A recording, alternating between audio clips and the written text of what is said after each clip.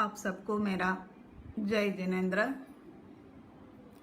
सबसे पहले मंगलाचरण करते हैं। अहो श्री सतपुरुष के वचनामृतम्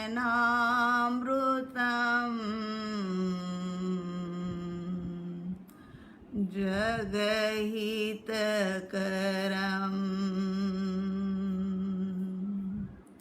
मुद्रारु सतसमागम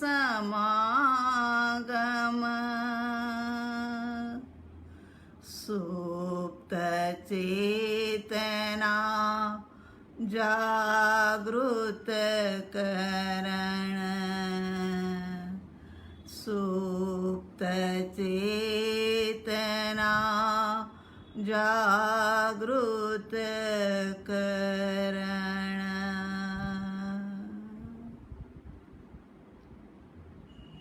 देव गुरु की आज्ञा लेकर के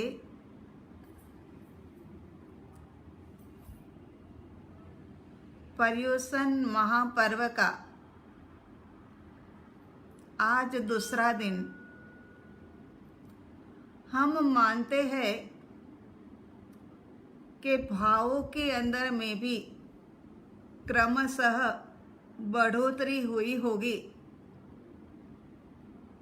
हृदय के अंदर में गदगदितता, नम्रता, ये सब कुछ उत्तरोत्तर वृद्धि को प्राप्त कर रही होगी। ये दिन आराधना साधना के, ये दिन अपने आप को शुद्ध करने के, ये दिन अनंत काल के परिभ्रमण को रोकने के लिए, ये दिन चतुर्गति के दुखों से मुक्त होने के लिए, ये दिन आत्मा से परमात्मा बनने के लिए और उसी के अनुरूप माहौल भी ऐसा कि जो भगवान बनने वाली आत्मा थी वो किस प्रकार से भगवान बनी। एक सामान्य हमारे जैसा ही जीव जो अनंत काल से परिभ्रमण कर रहा था, वो परिभ्रमण करता हुआ ये जीवात्मा कैसा पुरुषार्थ उसने किया और किस तरह से हमारे शासनपति बने। कल्प सूत्र के माध्यम से अभी विस्तार पूर्वक उनके जीवन ने जो गतिविधि करी, सम्यक्त्व प्राप्त माने देह आत्मा की भिन्नता का अनुभव, चैतन्यता के अंदर में रमणता, ये रमणता साधु भगवंतों को मार्ग दिखा करके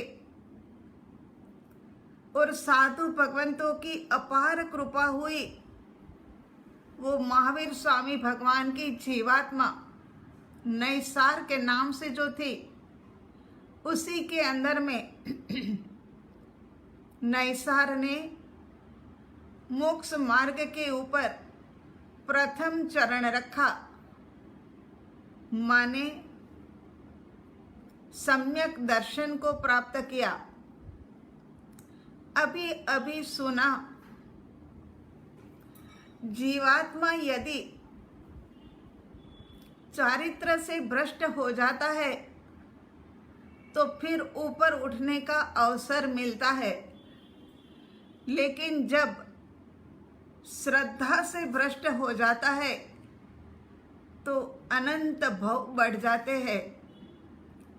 जो जीवात्मा ने 3, 5, 15 भवों के अंदर में इस परिभ्रमण से मुक्त हो जाना था, वो जीवात्मा अर्ध पुद्गल परावर्तन माने अनंत काल संसार के अंदर में भटकता है। अभी आगे आगे देखेंगे कि ये भगवान के जीव और ये भगवान का जीव नरक में भी जाता है। ये हमारी महावीर स्वामी भगवान की आत्मा तिर्यंच गति में भी गई। होता है ऐसा ही। कर्म किसी के सगे नहीं होते हैं। जगत के अंदर में जितना जितना ममत्व भाव है उतना ही उतना बंधन है। जितना जड़ के साथ में ममत्व भाव उतना ही बंधन अधिक अधिक। बाहर का जो जगत है वो परमाणुओं का है, पुद्गलों का है, पदार्थ का है। वो हमें दिखाई देता है। वो बाहर के जगत का, जीवों का, वस्तुओं का स्पर्श कर सकते हैं। बाहर के पुद्गल, पदार्थ इत्यादि हमें दृष्टि गोचर होते हैं। और दूसरा जगत जो है वो आत्मा का जगत है, जो परमात्मा स्वरूप है। वो दृष्टि में गोचर होने वाला नहीं है। उनका स्पर्श किया नहीं जा सकता है। आत्मा अरूपी मानी जाती है। जो दिखता नहीं है, जो अनुभव में आता नहीं है, वो बंधन का कारण हो नहीं सकता है। लेकिन बाहर का जगत जो है ना, वो हमें दिखने में आता है। बाहर का पदार्थ का जगत जो है ना, वो ही सच में पूछा जाए तो बंधन का कारण है। क्या हमें बंधनों से मुक्ति प्राप्त करनी है? क्या हमें बंधन बंधन रूप लग रहे हैं? क्या बंधन हमें दुख रूप लग रहा है? आप कहोगे कि बंधन तो कहीं है ही नहीं। बाहर जाते हैं, आते हैं, घूमते हैं, फिरते हैं। जो मन मर्जी में आता है वो खरीदते हैं। खाना पीना कोई रोक टोक नहीं है। रहने के लिए सुंदर सा मकान है, बंगला है। अब कहाँ बंधन है? हम बंधन में नहीं है। किसी ने बंधन में बांधा नहीं है, ऐसा ही हम जानेंगे, ऐसा ही हमें मानेंगे।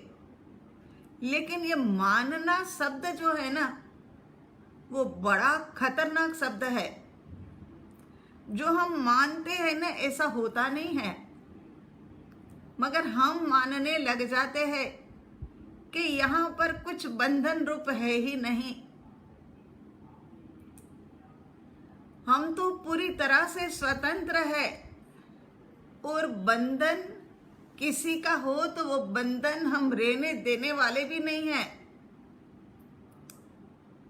तो यहाँ बंधन क्या है? बंधन को जब तक जानेंगे नहीं, तब तक मुक्त दशा के लिए प्रयत्न करेंगे नहीं। जब तक हमें बंधन खटकेगा नहीं, तब तक हम बंधनों से अटकने की चेष्टा भी नहीं करेंगे। अब बंधन क्या है? माँ आप कह रहे हो, माँ आपको लग रहा है कि बंधन है और हमें बंधन लगता नहीं है, तो कहीं ना कहीं त्रुटि हो रही है हमारी। तो यहाँ पर यही कहना होगा कि जड़ कभी जड़ को बांधता नहीं है। कुत्ते के गले के अंदर में पट्टा डाला जाता है, वो पट्टे से पट्टा कभी भी बंधता नहीं है। कोई चेतन ही उनको बांध सकता है। तो ये पुद्गल, ये पदार्थ का जगत जो है वो हमें बांध नहीं सकता है।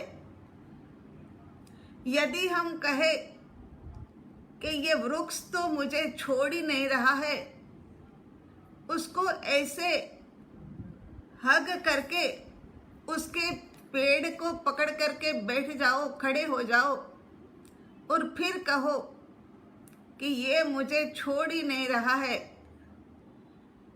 वहां से निकलते हुए लोग तुम्हें पागल समझेंगे, बुद्धू समझेंगे, मूर्ख की मात्रा के अंदर में कोई कमी नहीं है, ऐसा कह करके आगे निकल जाएंगे। हमारे साथ भी कुछ ऐसा ही हुआ है। बंधन रूप नहीं लगे हैं तो वो वृक्ष को पकड़ करके खड़ा है, उसमें और हमारे में कोई अंतर नहीं है।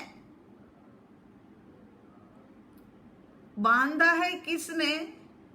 तो बंधन रूपी डोर जो है वो ममत्व भाव की है।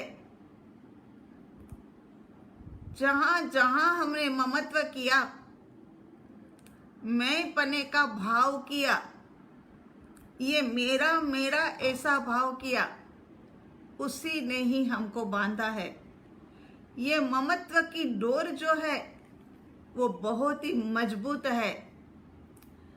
व्यक्ति के प्रति मैं पना कि ये मेरा बेटा, मेरा पति, मेरी पत्नी, ये सब ममत्व भाव। अरे यहाँ तक कि वस्तुओं के प्रति का भी ममत्व भाव। ये बंगला मेरा, ये हाउस मेरा,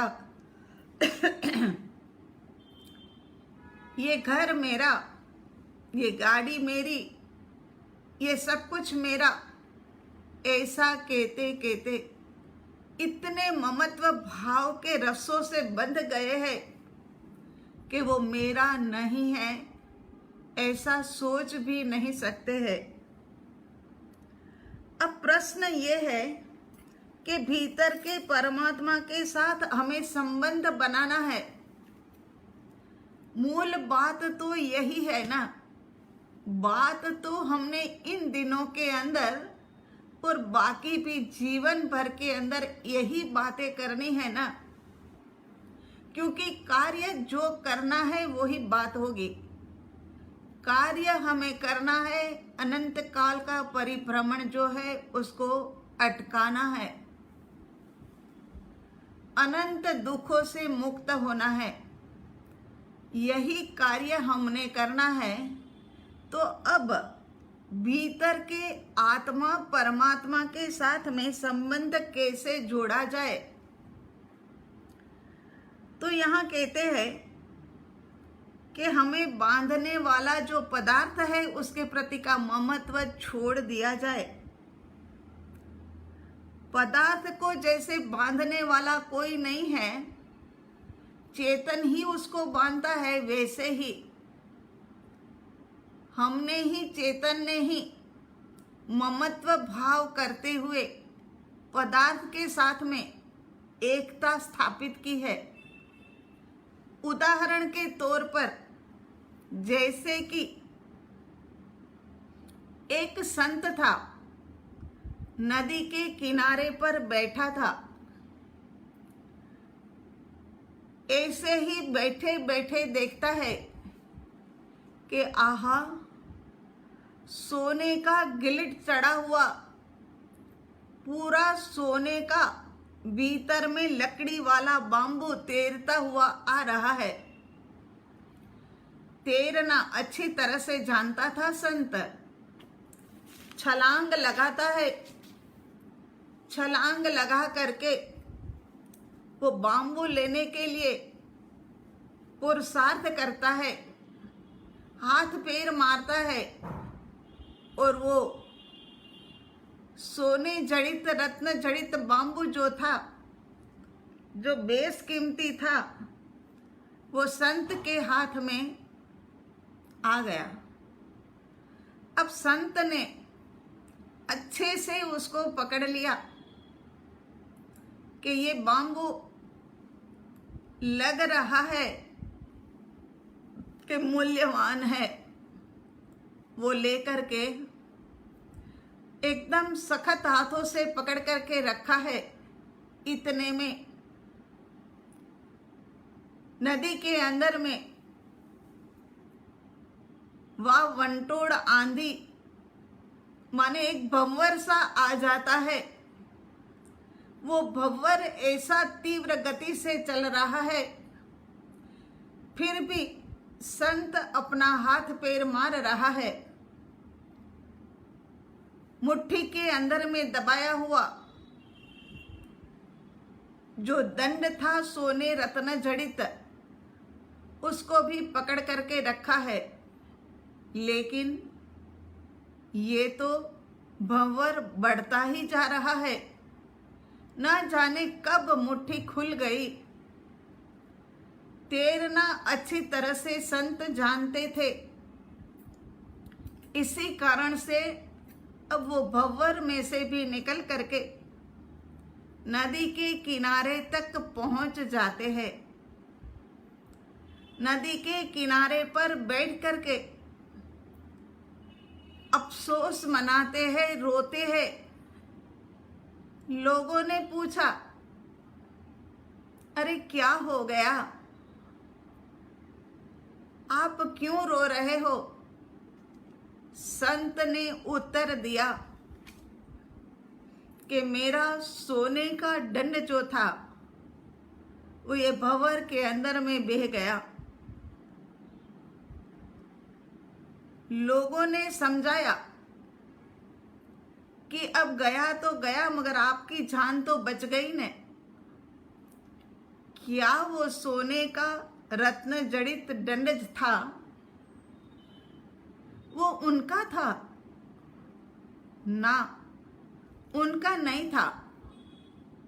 वो दंड तो जो था वो बहते हुए पानी के अंदर में उनको हाथ लग गया था। लेकिन उसके साथ ममत्व, उसके साथ में ममत्व जोड़ दिया। ममत्व जोड़ने के कारण से उनको लगा कि ये मेरा था, पहले भी नहीं था और अभी उनके पास नहीं है। लेकिन ममत्व भाव ने उसको रुलाया। याद रखना, राग ही रुलाता है। ऐसा ही है इस जगत में। व्यक्ति का राग, वस्तु का राग, परिस्थिति का राग या द्वेष, स्थान के प्रति का राग द्वेष, यही हमें रुलाता है। तो ममत्व की डोर जो है वही हमें जगह जगह पर बांध करके रख रही है। बंधन का सूत्र क्या है? गुलामी का सूत्र क्या है? परतंत्रता का सूत्र क्या है? ये सब का सूत्र केवल एक ही है, ममत्व भाव, आसक्त भाव। जो मेरा नहीं है उसको मेरा मान लेना, यही तो आसक्ति है ना। जितना फैलता हुआ मम भाव है, जितनी फैलती हुई आसक्ति है, उतना ही बंधन अधिक है। याद रखना मेरे साधक गण कि एक झोपड़पट्टी में रहने वाला व्यक्ति जो है उनका ममत्व भाव इतना अधिक नहीं होगा, क्योंकि उनके पास क्या है? टूटी फूटी झोपड़ी है, उसमें पुरानी पुरानी सी एक खटिया है, घर के अंदर में टेढ़े मेढ़े कुछ बर्तन हैं, रहने के लिए ना ऊपर पक्की छत वाला, और फिर भी वो उसी के अंदर में अपना निर्वाह करते हुए दिन बिता रहा है। उनको जब कालचंद भाई की सवारी आएगी तो छोड़ना इतना मुश्किल नहीं होगा जितना अमीर लोगों को, जिनके पास एक बंगला है, 2 बंगला है, 2-4 हाउस है, जिनके पास फार्म हाउस है, ये सब कुछ है, उनके लिए छोड़ना बहुत ही मुश्किल है यदि आसक्ति कर ली तो। क्योंकि अभी अभी हमने कल्पसूत्र के माध्यम से सुना समझा, और हम जानते भी है कि आदिनाथ भगवान कितने अमीर घर के अंदर, कितने अच्छे घर के अंदर, रहीसी के अंदर पलने वाले भरत चक्रवर्ती महाराजा चक्रवर्ती की तो रिद्धि सिद्धि इस जगत के अंदर में, इस पृथ्वी के ऊपर में सबसे ज्यादा होती है। ऐसे चक्रवर्ती थे, और उनका पुत्र मरीचि, जिनका जन्म चक्रवर्ती के घर में हुआ, जिनके दादा प्रथम तीर्थंकर, जिनके पिता चक्रवर्ती, ऐसे के पौत्र और पुत्र बनने का सौभाग्य मरीचि का।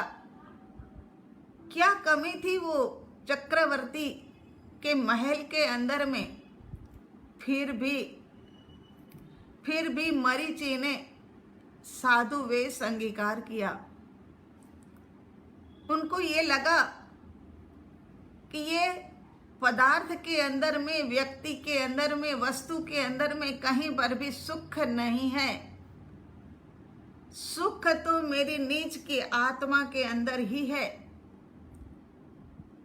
सुख मेरे भीतर है, तो सुख मुझे तभी प्राप्त हो सकता है कि जब ये बंधनों से, ये पदार्थों से, ये वस्तुओं से मैं अलग जुदा हो जाऊं, और कुछ लिमिटेड व्यक्ति, कुछ लिमिटेड वस्तुओं के साथ में मैं मेरे जीवन का निर्वाह करूं कि जिसकी मुझे जीवन जीने के लिए आवश्यकता है उतना ही रहे।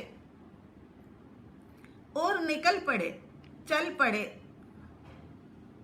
तो ममत्व भाव तो अच्छे व्यक्ति भी, और हम ये भी जानते हैं, हमें पता है कि 24 तीर्थंकर जो होते हैं वो 24 तीर्थंकर क्षत्रिय के घर में उच्च घराने के अंदर जन्म लेते हैं।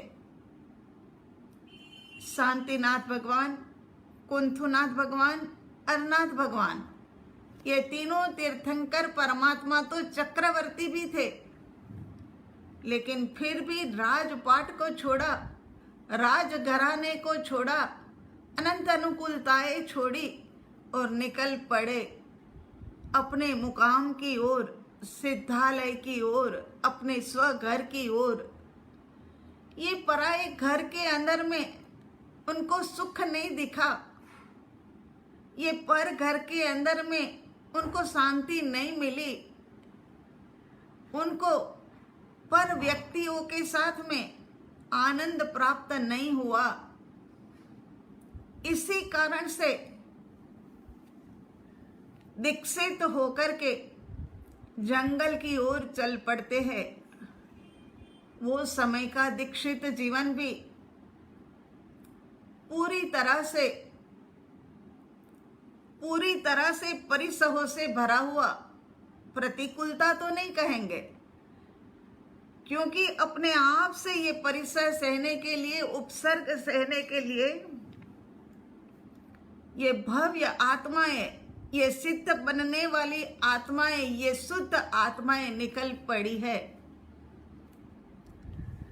तो आगे कहते हैं कि बाहरी जगत में हम ऐसे व्यक्ति को सफल कहते हैं कि जिनके पास अधिक संपत्ति है, उनके पास आर्थिक बल ज्यादा है, व्यक्तियों का बल ज्यादा है, उनको हम कहते हैं कि वो सुखी है। अरे भाई, फलान भाई तो है ना, वो बड़े सुखी घर के हैं। आप जानते हो, हम उनको बहुत पुराने समय से जानते हैं, पुराने से ही वो सुखी घर के हैं। अरे ये सुख की डेफिनेशन जो है वो पैसों के आधार पर, स्थान के आधार पर नहीं की जाती है। सुख का सारा आधार जो है वो आत्मा के ऊपर है। आंशिक आत्मा की अनुभूति जो होती है ना, वो भी अनंत सुख देने वाली होती है, परम सुख देने वाली होती है। जीवात्मा को सबसे पहले तो आंशिक अनुभूति ही होती है ना। वो आंशिक अनुभूति में ऐसा रस है, ऐसा रस है कि वो रस बार बार उनको अपने ओर खींचता है, बार बार अपनी ओर खींचता है, और व्यक्ति खींचा जाता है। इस प्रकार से सम्यक दर्शन को प्राप्त करता हुआ उत्तरोत्तर सम्यक पुरुषार्थ के माध्यम से सम्यक दशा को प्राप्त करता है।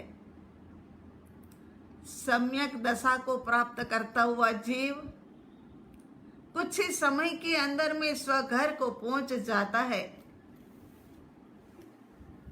तो ऐसा मिथिला नरेश जनक महाराजा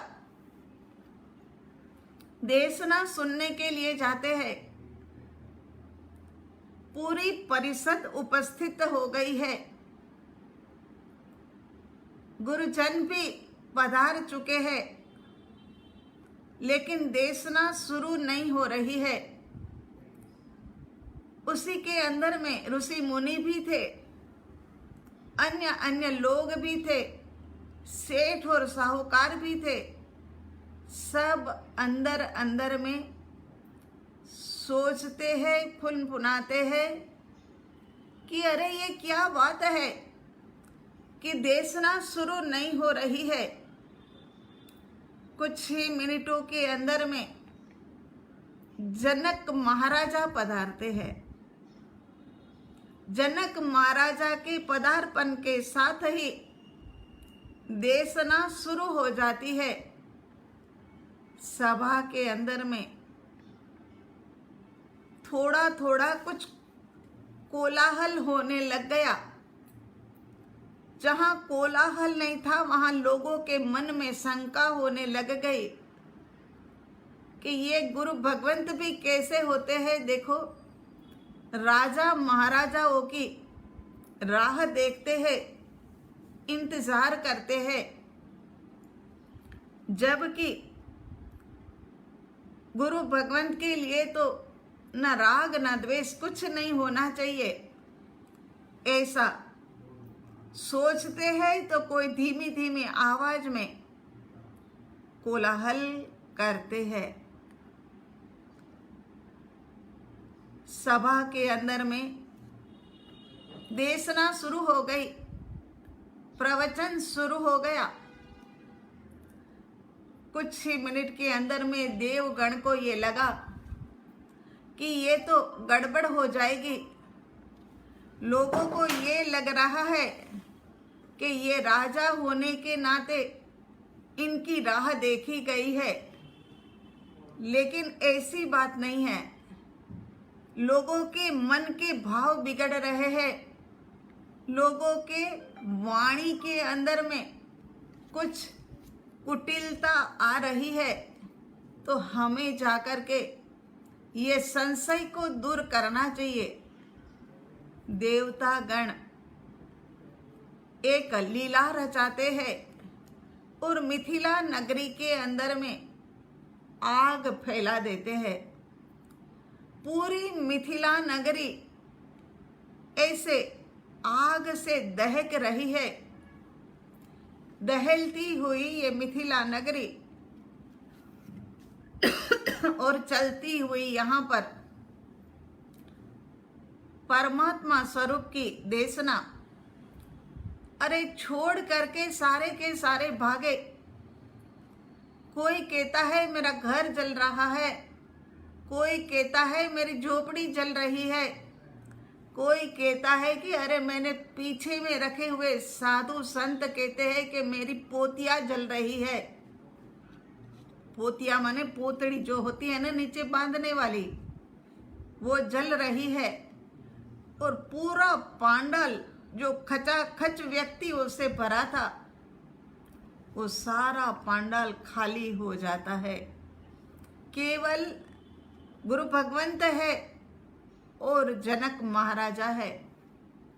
गुरु भगवंत उनको कहते हैं, अरे जनक महाराजा, आपकी तो पूरी मिथिला नगरी जल रही है, आप जाओ देखो, मिथिला नगरी को बचाओ। जनक महाराजा का उत्तर जो था वो सच में ही हम सबका उत्तर बनना चाहिए, लेकिन बना नहीं है। हाँ,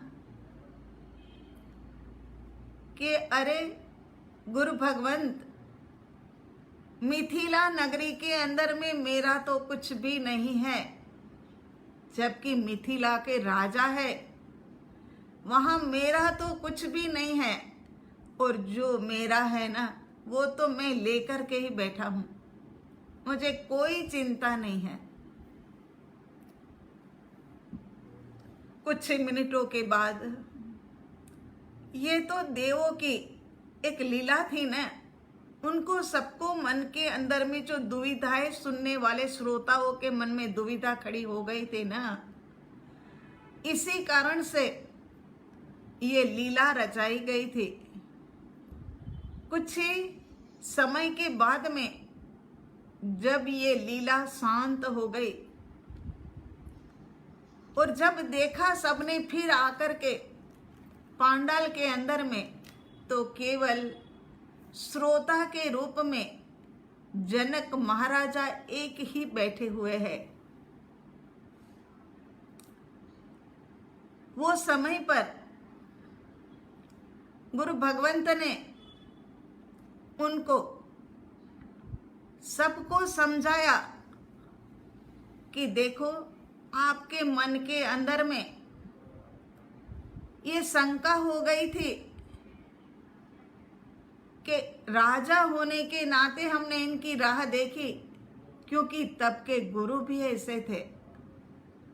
जनक महाराजा के गुरु तो अष्टावक्र है, तो वो समय पे गुरु महाराज भी ऐसे होते थे कि लोगों के मन की दुविधा को जान लेवे, भीतर के भावों को समझ सके, ऐसे होते थे।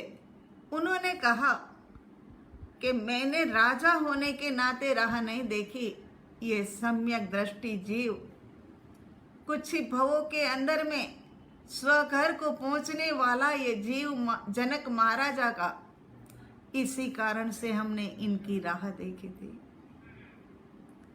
वो समय पर सबके मन के अंदर में पश्चाताप हो गया कि अरे जनक महाराजा को हमने क्या से क्या समझ लिया और कैसा समझ करके हमने ये जो नहीं करना चाहिए ऐसा कुकृत्य कर दिया। तो जहां ममत्व है वहां बंधन है, बंधन का कारण ही ममत्व भाव है, और ममत्व भाव का कारण ही हमें अनित्यता का कारण, नित्यता का बोध नहीं है। जब तक नित्यता का बोध नहीं आएगा कि सब चीजें अनित्य है, केवल नित्य है, तो मैं, मेरी आत्मा, ये जब तक हमारे भीतर में बोध नहीं आता है, तब तक ये ममत्व भाव बना रहेगा। ये सब कुछ एक दिन छोड़ना है। मैं यहाँ का निवासी नहीं हूँ, मैं यहाँ का प्रवासी हूँ। पहले हम भजन बोलते थे खुशहाली के साथ में, लेकिन अब तो वो लाइनें भी याद नहीं है। मैं प्रवासी हूँ, ये सब कुछ जो मिला है वो छोड़ करके मुझे आगे निकलना है। ये बात हमारे भीतर में बैठ जानी चाहिए। व्यक्तित्व केवल अपने शरीर पर आधार नहीं, ममत्व पर आधारित है। जितना ममत्व उतना ही व्यक्तित्व। जैसे कि इस लाइन को समझने के लिए मंत्री बने, 5 साल की मर्यादा थी, 5 साल तक कुर्सी के ऊपर रहे, जो सार संभाल देश की लेनी चाहिए थी थोड़ी बहुत ले भी ली। 5 साल पूरे हो गए। अब 5 साल पूरे होने के बाद में अब मंत्री पद से रिटायर्ड हो गए। अब मंत्री पद से रिटायर्ड हो गए, कुर्सी को छोड़ना पड़ा। ये इतना बड़ा टाइटल जो मिला था उसको भी छोड़ना पड़ा। पर्सनालिटी गिरती जा रही है ऐसा जब महसूस होने लग गया कि ये पर्सनालिटी मेरी गिरती जा रही है, वो समय पर ये कायम बनाए रखने के लिए अपने नाम को सभी के आगे जो पद मिला था वो पद अभी भी है ऐसा महसूस हो जाए, या मेरे पास वो पद था ऐसा याद रहे, इसीलिए नाम के आगे लिखा जाता है घर की नेम प्लेट के बाहर के भूतपूर्व फलान फलान मंत्री, और फिर उसके नीचे नाम लिखा जाता है। ये ममत्व भाव है, पर्सनालिटी। परम कृपालु देव अपूर्व अवसर के अमूल्य तत्व चिंतन के अंदर में बहुत ही अच्छी बात बताते हैं। लक्ष्मी अने अधिकार थी वधवा पणु ए नय ग्रहो, सु कुटुंब के परिवार थी वधवा पणु ए नय ग्रहो, वधवा पणु संसारनो नर देहने हारी जवो, एनो विचार नहीं अहो हो, एक पण तमने हाओ।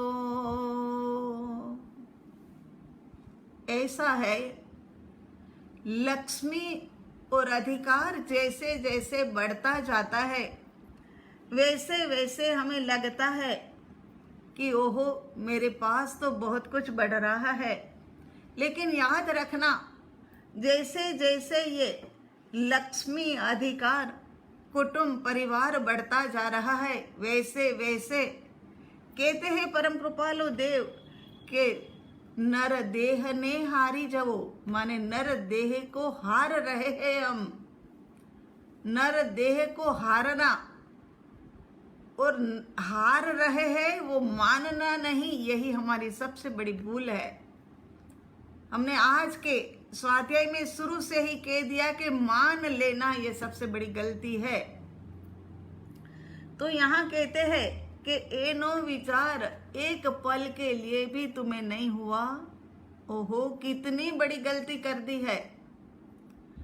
हमें विवेक पूर्व विचार करते हुए सुदेव, सुगुरु, सुधर्म का शरणा अंगीकार करना चाहिए था, और वही शरणे सच्चे है। परम कृपालु देव रचित वचनामृत में 264 नंबर का पत्रांक हमारा चल रहा है, उसमें भी कह रहे हैं कि सुगुरु सुधर्म का शरणा ही सच्चा है। हमें जीवन के अंदर में सुख चाहिए तो ये तीनों शरण आवश्यक है, सुदेव, सुगुरु और सुधर्म। सुदेव वो तो अपने अनंत सुख के अंदर में विराजमान है, वो हमारे बीच में नहीं है। सुगुरु जो हमारे बीच में है, उनका सानिध्य हमें मिल सकता है। और सुधर्म के नाम से संप्रदाय वाले न जाने अपने भक्तों को बुलाने की मारा मारी के अंदर में लगा है, खींचा तानी के अंदर में लगा है कि मेरा भक्त कहीं से एक भी कम ना हो जाए। अपनी साधना को भूले बैठे, अपनी साधना को विसर गए और भक्तों की भीड़ के अंदर में वो अपने को सिद्ध होते हुए देखने लग गए। ये बहुत बड़ी भ्रांति है। ये गुरु जगत की, ये साधु समुदाय की साधुपना लिया साधना करने के लिए, गुरुपना अंगीकार किया तो गुरुत्व को पाने के लिए। लेकिन यहाँ तो किस प्रकार से भक्तों की, शिष्यों की भीड़, समुदाय एकत्रित हो, जितना भक्त ज्यादा, जितना समुदाय ज्यादा, उतना उनके भीतर के अंदर में लगता है कि सफलता ज्यादा। लेकिन यहाँ पर गलती हो रही है, भूल हो रही है।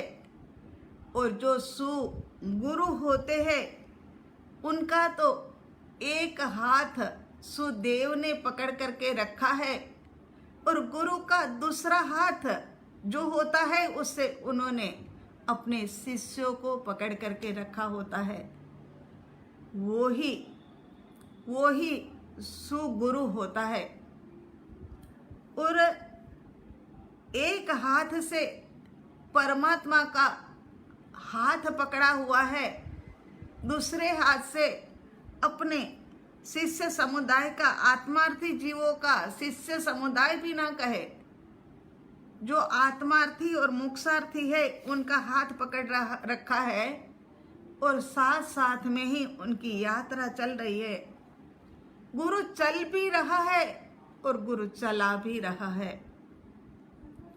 वही गुरु है जो चलता भी है और चलाता भी है। ये पत्रांक हे प्रभु उसके दूसरी गाथा के अंदर में क्या कहते हैं वो अपन देखते हैं। शुद्ध भाव मुझ मानती, नहीं सर्व तुझ रूप, नहीं लघुता के दीनता, सो कहूँ परम स्वरूप। परमात्मा के आगे एक एक अपनी गलतियों को रखते जा रहे हैं परम कृपालु देव कि हे प्रभु, मैं तो दीनानाथ हूँ, मैं तो अनंत दोषों का भाजन हूँ। अब आगे अपन पहले लिंक को देख लेते हैं। ये एक कड़ी दूसरे से जुड़ी है, दूसरी तीसरे से जुड़ी हुई है। अरे कड़ी तो जुड़ी हुई है, लेकिन देखो ये परम कृपालु देव का कमाल कि एक एक जो चार स्ट्रेंजा एक एक दोहे के अंदर में है, वो भी एक दूसरे को जुड़ा हुआ है। जहाँ हमारे पास थोड़ा समय होगा वहाँ पर हम आपको बताते जाएंगे। तो यहाँ पर लिंक है कि मैं अनंत दोषों का भाजन हूँ। क्यों हूँ? क्योंकि मेरे भीतर में मिथ्यात्व है। जब तक सम्यक दर्शन नहीं आता है तब तक मिथ्यात्व रहेगा, सम्यक दर्शन आते ही मिथ्यात्व जाएगा। तो मिथ्यात्व कब जाए? तो कहते हैं कि शुद्ध भाव जब मेरे में आए तब जाकर के मिथ्यात्व जाता है। अब सबसे पहले अपन ये देख लेते हैं कि भाव कितने प्रकार के हैं। लिंक के अंदर में पहले थोड़ा और क्लियर कर लेते हैं कि अनंत दोष का भाजन हूं क्योंकि शुद्ध भाव मुझ में नहीं है। अरे शुद्ध भाव मेरे अंदर में क्यों नहीं है? तो कहते हैं कि सर्व प्रभु तेरे रूप नहीं है मेरे नाथ, सब कुछ मेरे भीतर में तेरे रूप नहीं है। सर्व तुझ रूप नहीं है। क्यों तेरे रूप नहीं है? प्रभु तेरे जैसा मैं ये तो बार बार सुना है, मगर फिर भी मेरे भीतर में तेरा जैसा रूप क्यों नहीं है? तो कहते हैं भीतर में ना लघुता है कि ना दीनता है। तो इसी कारण से मेरे भीतर के अंदर में अनंत दोष पड़े हुए हैं। ये वाली लिंक बैठती है। अब भाव कितने हैं? शुद्ध भाव मुझ मान थी। तो भाव कितने प्रकार के हैं? भाव 3 प्रकार के हैं। अशुभ भाव, शुभ भाव और शुद्ध भाव। एक एक लाइन के अंदर में देख लेते हैं कि अशुभ भाव कैसे। तो कहते हैं कि पिक्चर में गए थे, बहुत मजा आया। अरे क्या फंटास्टिक पिक्चर थी, सच में ही देख करके मजा आ गया। ये अशुभ भाव, ये बेड़ी का बंधन कर लिया, लोहे की बेड़ी का बंधन कर लिया। शुभ भाव के ऊपर आते हैं। माँ के साथ में हम यात्रा पे गए थे। आहा, वहां पर हमें बहुत मजा आया था, इतना मजा आया। और माँ ने वहां पर ध्यान स्वाध्याय भी कराया। हर तरह से हमने एंजॉय किया था। ये भी एक बंधन, ये सोने की बेड़ी शुभ भाव में। और तीसरा शुद्ध भाव, परमात्मा के साथ में एक मेक हो जाना। ये बेड़ी रहित का भाव, कोई बेड़ी नहीं, ऐसा निर्जरा का भाव, ये शुद्ध भाव। फिर भी ये कहेंगे कि भाव जो है ना वो सब स्टेशन है, हर स्टेशन पे उतरा नहीं जाता है। अपना जो डेस्टिनेशन की जगह होती है वही स्टेशन पे उतरा जाता है। अशुभ भाव वाले तो नीच गति में ही जाएंगे।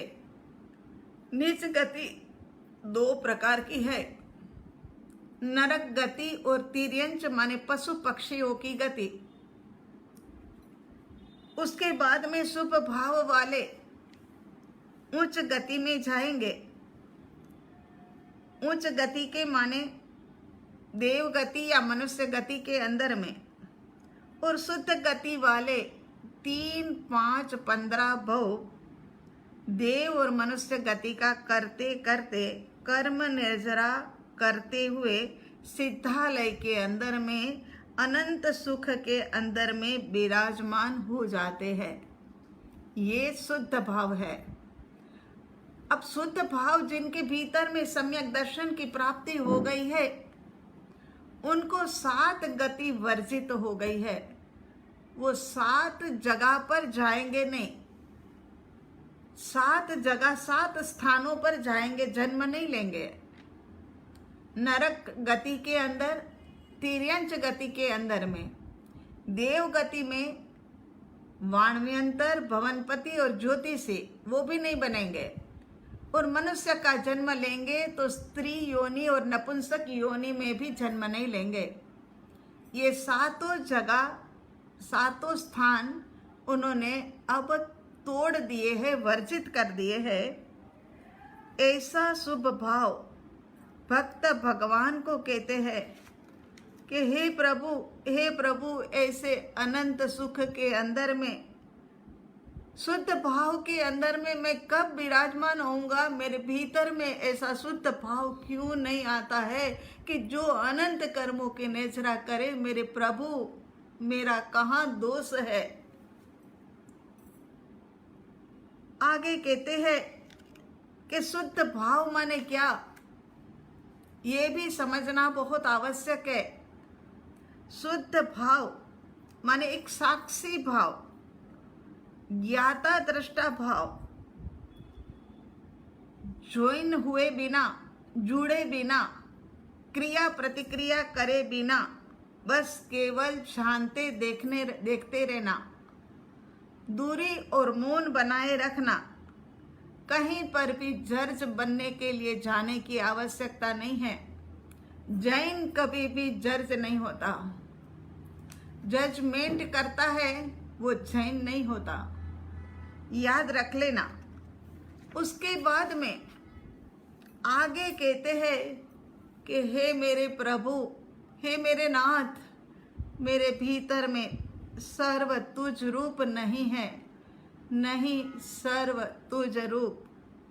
तेरे भीतर में जो भाव है, तेरे भीतर में जो उज्जवलता है, तेरे भीतर में जो प्रकाश है, तेरे भीतर में जो अनंत ज्ञान है, तेरे भीतर में जो दर्शन है, ऐसा कुछ भी मेरे भीतर में नहीं है प्रभु। वो कैसे होगा प्रभु? कब होगा?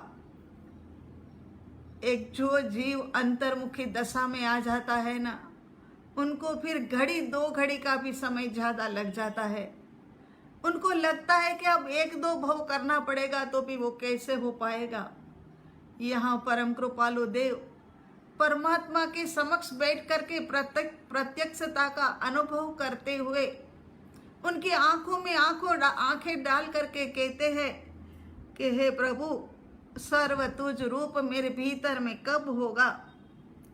जब हमारे हर कृत्य के अंदर में परमात्मा ही केंद्र में हो, आपका ही अनुसंधान बना रहे, संसार का हर कार्य जो है वो परमात्मा की आज्ञा समझ करके किया जाए। अभी आगे निज धर्म की बात आने वाली है। ऐसा नहीं है कि साधुपना ले लेवे तो मुक्ति के मालिक बन सके। कोई मोनोपोली नहीं है यहाँ। तो चाहे निर्वस्त्र हो, चाहे सफेद वस्त्र हो, चाहे रंगीन वस्त्र हो, लेकिन अंदर की भावधारा के ऊपर सब कुछ आधारित है। कल्प सूत्र में भी अभी हमने यही सुना ने कि सब कुछ भावधारा के ऊपर है। उदाहरण के तौर पर खाना बनाने का काम होता है, लेडीज बड़बड़ाती रहती है, सारा दिन खाना बनाते रहो, सबकी सब्जियां अलग अलग, सबका खाना अलग अलग, ये कोई जिंदगी है हमारी क्या? ऐसे जीवन नहीं कहा जाता है। अब यदि हम कह देवे कि खुशहाली पर्यूषण के बाद पारने वाले दिन हम तुम्हारे घर आने वाले हैं, अब माँ का स्वाध्याय सुनने का काम तो एक तरफ, अब विकल्पों के झाले बुनना शुरू हो गया। अरे माँ को ये चीज पसंद है, ये बनाएंगे, माँ को ये वस्तु अच्छी लगती है, ये बनाएंगे, माँ को इस प्रकार का स्वाध्याय अच्छा लगता है तो थोड़ी देर के लिए स्वाध्याय भी करेंगे, और माँ के लिए तरह तरह के व्यंजन बनाएंगे। अब क्या जिस दिन हमने उनके घर जाना है उस दिन इंदिरा बेन को आवाज लगानी पड़ेगी कि खुशहाली किचन में आ जाओ? कहना पड़ेगा? नहीं कहना पड़ेगा, क्योंकि इस काम को खुशहाली गुरु सेवा मानती है कि ये मेरे गुरु की सेवा है। तो इसी प्रकार से गृहस्थ आश्रम में रहकर के भी हम हर कार्य को सेवा मान लेवे, तो फिर ये शुद्ध भाव भी आते हुए देर नहीं लगेगी, फिर ज्ञाता दृष्टा भाव में आते हुए भी समय नहीं लगेगा। और शुभ भाव में तो हो ही गए, शुभ भाव तो हो ही गया, क्योंकि सेवा मान करके कर रहे हैं। जब गुरु चाहता है तो गुरु की सेवा, तो यहाँ पर जब सब लोग मिले हुए हैं उनकी सेवा का कार्य ही मैं कर रहा हूँ, ऐसा समझ लिया जाए तो फिर हमें लाभ का कारण हो सकता है। आगे कहते हैं कि हे मेरे प्रभु, हे मेरे नाथ, हे मेरे देवाधिदेव, परम कृपालु देव के भाव भीतर से इतने गदगदित है, उनको यहाँ के एक एक दिन भारी लग रहे हैं। उनको लग रहा है कि कैसे यहाँ से छूट करके जल्दी से जल्दी मैं अपने स्वघर को पहुँचूं। पर घर में रहते रहते अनंत काल बीत गया और पर घर वाले थोड़े थोड़े समय के बाद में खाली करवाते हैं और दूसरी गतियों के अंदर में भेज देते, दूसरे घर नहीं दूसरे गतियों के अंदर में भेज देते हैं।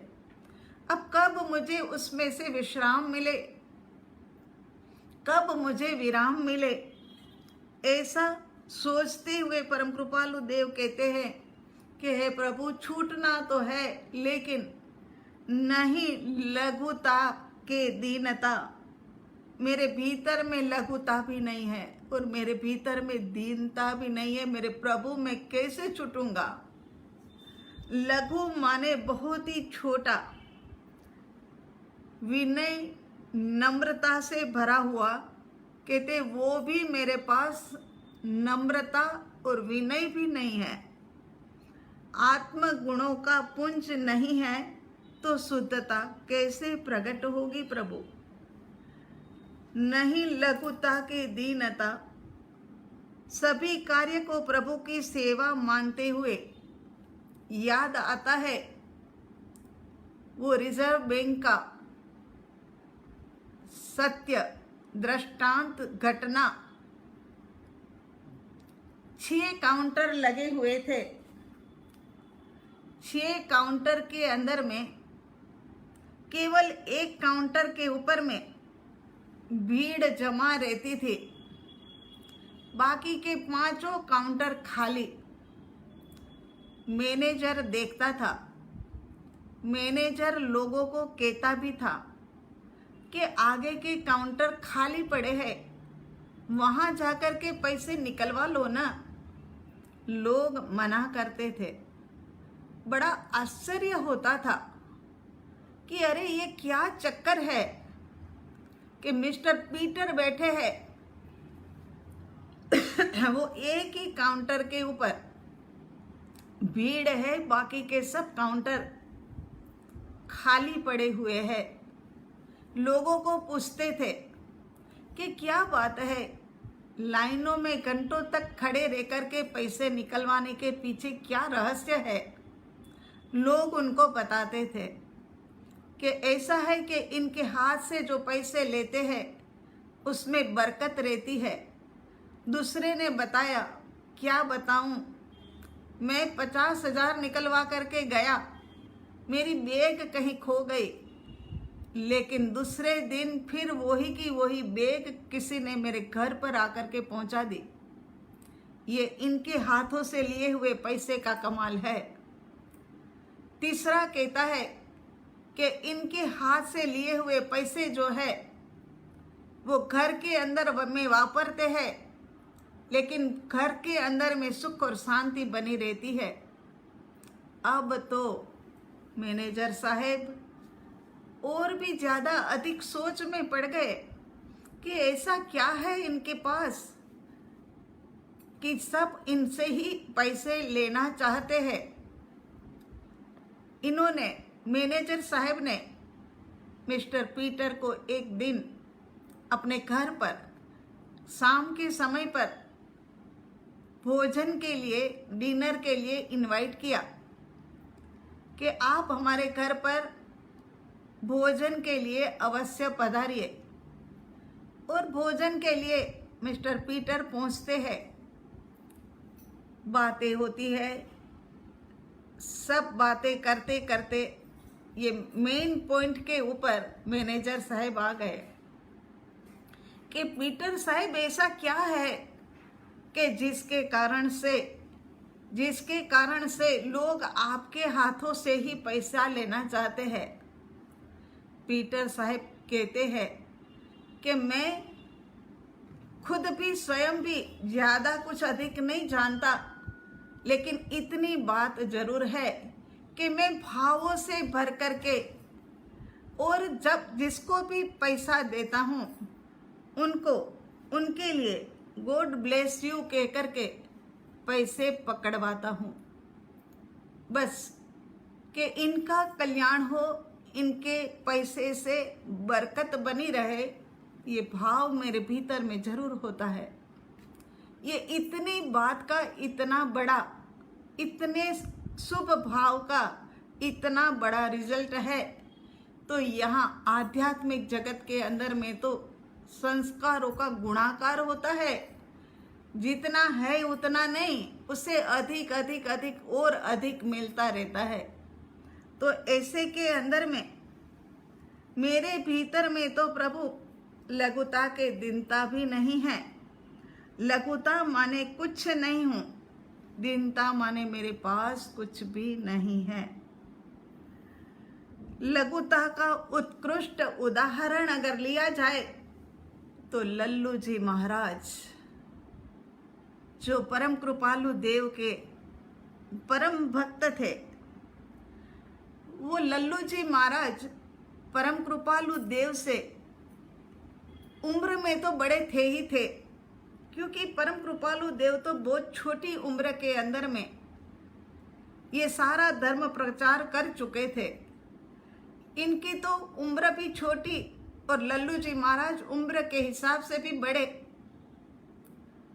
और दशा से भी, मतलब बाह्य दशा से भी परम कृपालु देव गृहस्थ है और लल्लू जी महाराज जो पंच महाव्रतधारी साधु है। पंच महाव्रतधारी साधु की वो समय पर इतनी ज्यादा वैल्यू, इतनी ज्यादा मान्यता होती थी कि पंच महाव्रतधारी साधु और ये गृहस्थ माने अंतर बहुत ज्यादा अधिक है। तो यहाँ कहते हैं कि इतना कुछ होने पर भी, दशा और उम्र में अंतर होने पर भी लल्लू जी महाराज जब भी परम कृपालु देव को एकांत में मिलते थे साष्टांग प्रणाम करते थे। ये लघुराज स्वामी की लघुता थी, दीनता थी, और यही लघुता और दीनता ने लल्लू जी महाराज को लघुराज स्वामी बना दिया, स्वामी बना दिया। लघु होकर के वो राज को पा गए और लघु राज हो गए। तो ये लघुता दीनता कब आती है? जब हम परम पुरुष के अंदर में परमेश्वर बुद्धि रखे। अब अपने आप को अपन सब चेक करें कि क्या हमारे भीतर में हमारे सद्गुरु भगवान के लिए परमेश्वर बुद्धि है?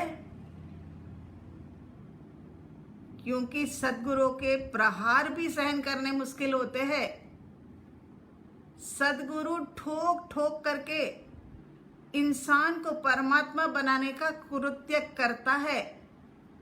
तो ठोक ठोक करके जब बजाता है हर जगह से, जैसे परम कृपालु 37 नंबर के पत्रांक के अंदर में कहा गया था कि पत्थर को प्रतिमा बनाने के लिए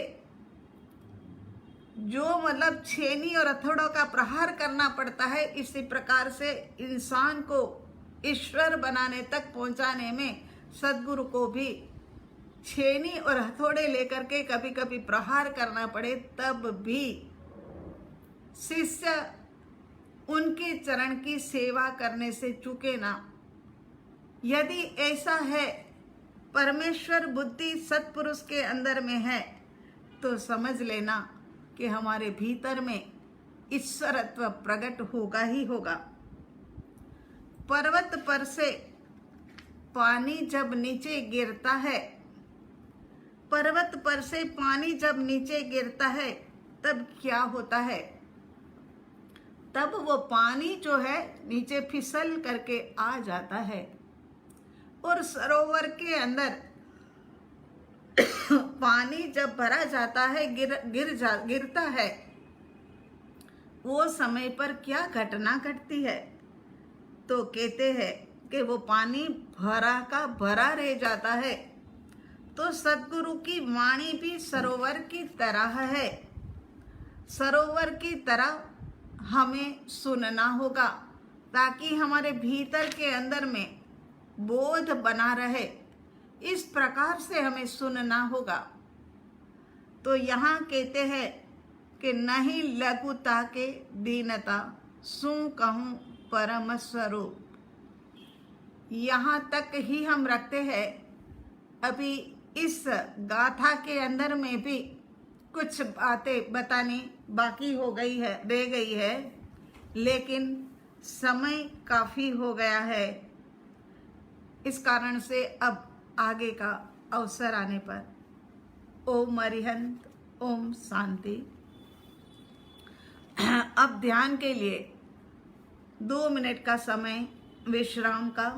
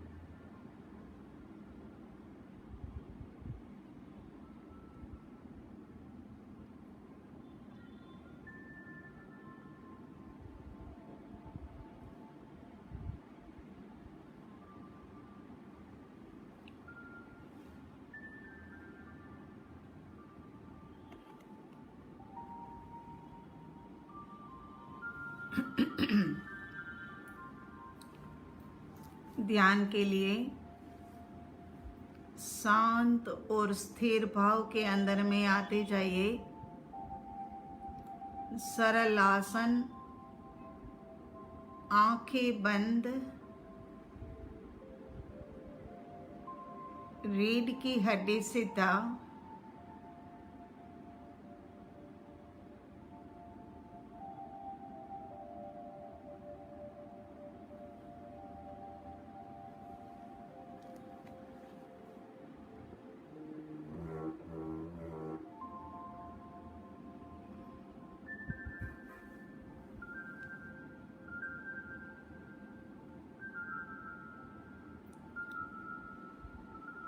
शांत और स्थिर भाव। कल की साधना के माध्यम से हमने जान लिया है कि मैं देह नहीं, मैं आत्मा हूँ और आत्मा का स्वभाव शांत, स्थिर, ज्ञाता, दृष्टा।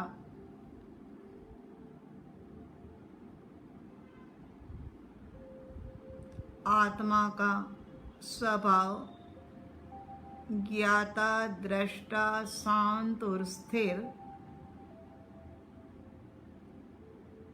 अलग अलग शब्दों को सुना, अनुसरण करने के लिए, लेकिन यहाँ शब्दों का कोलाहल शांत कर दीजिए।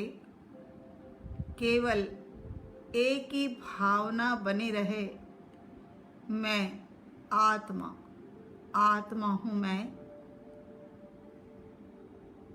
चैतन्य स्वभावी भगवान आत्मा यही मैं हूँ। देव गुरु की आज्ञा लेकर के देह आत्मा की भिन्नता को जानने के लिए,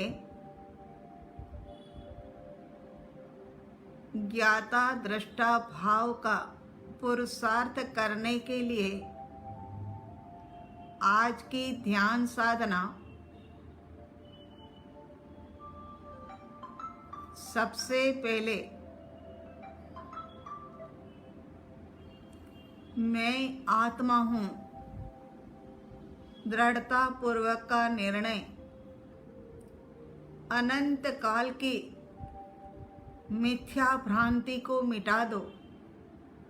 भ्रांति के अंदर अनंत काल निकाला, देह को ही मैं मान करके अनंत दुखों को पाया। अब अनंत सुखों की ओर जाना है तो फिर मैं आत्मा ही हूँ, ये जानना आवश्यक है।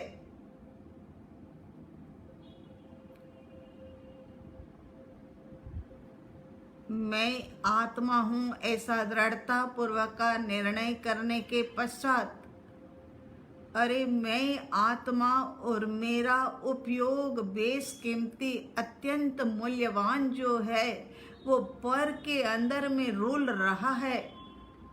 मेरी ऊर्जा सारी बाहर के अंदर में बिखर रही है। गलती का सुधार कर लिया जाए। उपयोग को अंतर्मुखी दशा में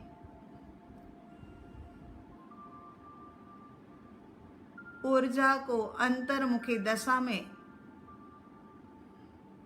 जहाँ उपयोग जाता है वहीं पर ऊर्जा पहुँचती है। भीतर भीतर में आना होगा। देह से अलग, व्यक्ति व्यक्ति से जुदा, वस्तु से जुदा, परिस्थिति पदार्थ और स्थान से अलग होकर के मैं आत्मा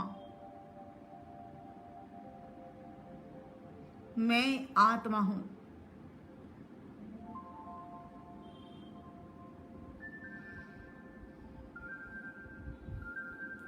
मेरा सारा उपयोग बाहर से भीतर की ओर चारों दिशाओं से समेट लीजिए। समेटना भी क्रम से करना। देह से समेट लीजिए,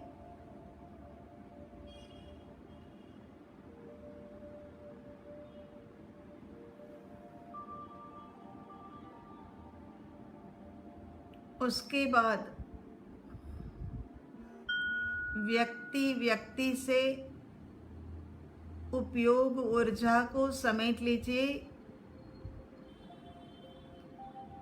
परिधि के अंदर में बहुत ही भटके, अब केंद्र में आना होगा।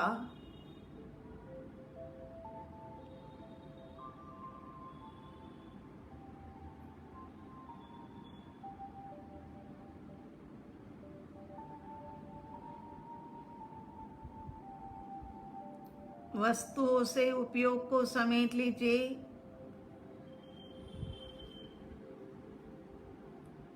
गाढ़े चिकने कर्मों ने मिथ्यात्व से घेर लिया और ये आत्मा से परमात्मा बनने वाली आत्मा चारों गतियों में रुल रही है, क्योंकि उपयोग अंतर्मुखी दशा में ही नहीं आया। परिस्थितियों से अंतर्मुखी दशा में आ जाइए।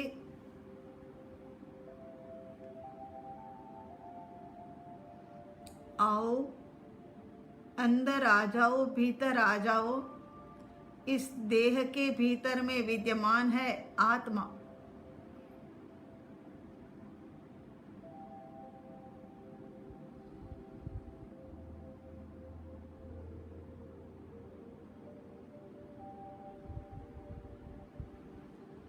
परिस्थितियों से अंतर्मुखी दशा में स्थान से भी अंतर्मुखी दशा में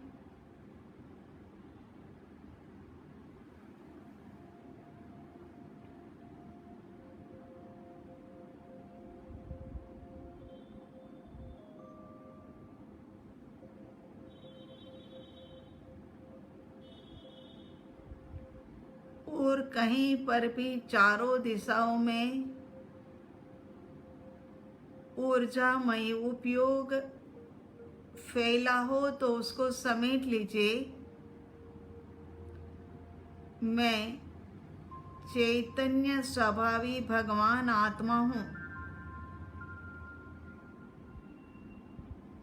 अनंत गुणों का धारी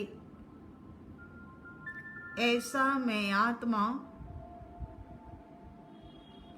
इस अनुभव नहीं मिलने के कारण से भटक गया हूँ, लेकिन अब ये अनुभव प्राप्त करना ही है। 4 दिशाओं से उपयोग भीतर आ गया है।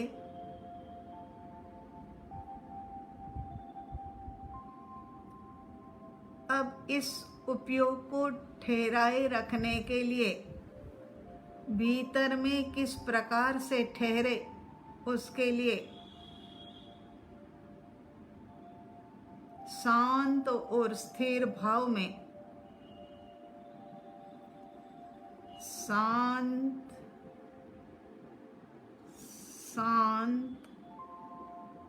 और स्थिर भाव में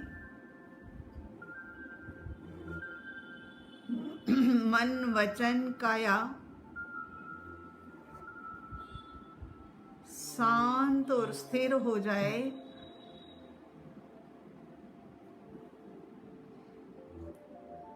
मन वचन काया शांत स्थिर, चित्त बुद्धि अहंकार तुम भी कुछ समय के लिए शांत और स्थिर भाव में आ जाओ। ये भाव के अंदर में अनंत शांति है, स्थिरता है।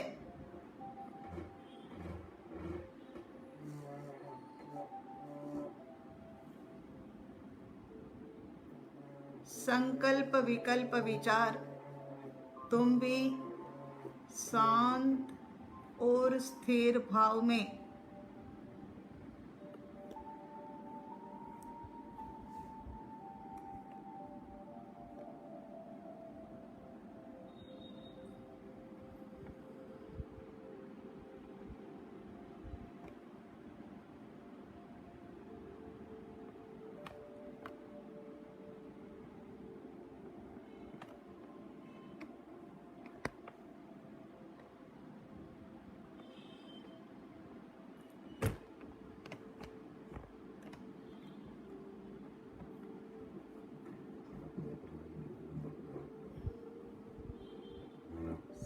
गहरा शांत और स्थिर भाव 30 सेकंड के लिए अनुभव करिए गहरे शांत और स्थिर भाव का।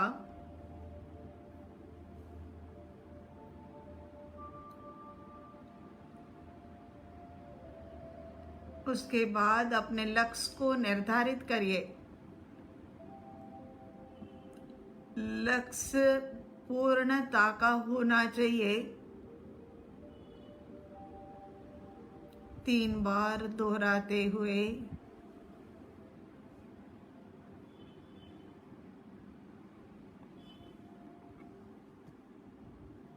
मैं शुद्ध आत्मा हूँ। मुझे जल्द से जल्द सिद्धालय में शुद्ध स्वरूप में स्थित होना है। इसके बाद श्वासों श्वास के ऊपर आ जाइए।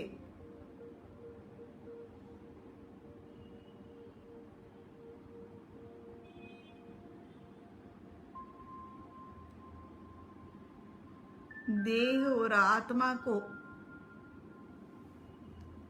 जोड़ने वाली ये श्वास है।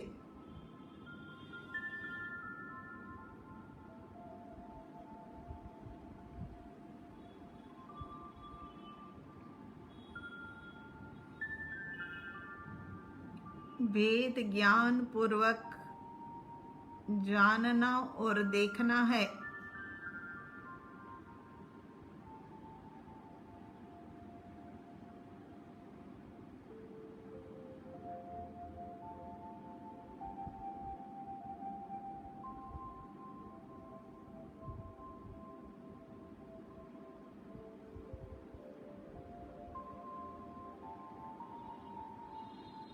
एक भी श्वास अजागृति में चली ना जाए।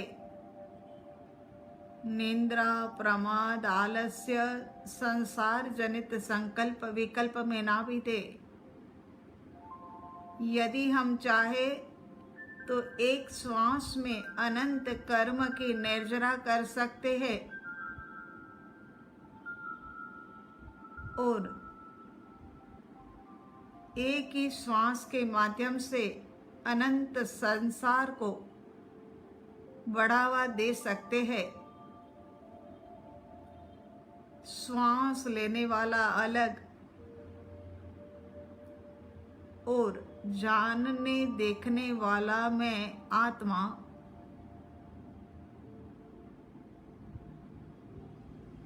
ज्ञान दर्शन रूपी दिव्य चक्षु के माध्यम से जान देख रहा हूँ।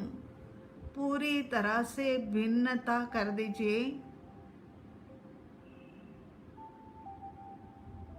भिन्नता ही है, भिन्नता करना नहीं है, भिन्नता को जानना है।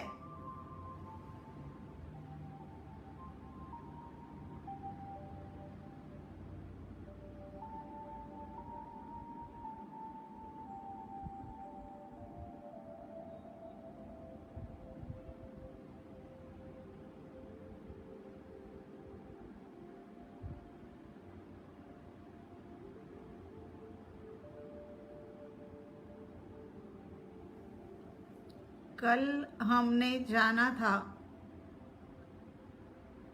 बार बार भीतर की गहराइयों में ये प्रश्न डाल करके कि मैं कौन हूँ। भीतर की गहराइयों से समाधान मिला था कि मैं आत्मा हूँ। मैं अजर अमर अविनाशी अजन्मा ऐसा आत्मा। अरे तो फिर ये जो दिखता है, जो सब कुछ करता है, जो प्रत्यक्ष है, वो कौन है?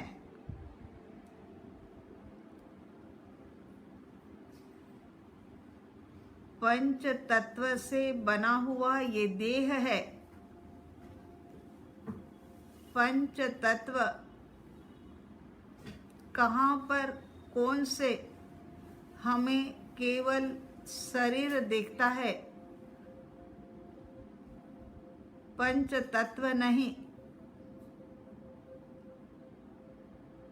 तो पंच तत्व का बना पुतला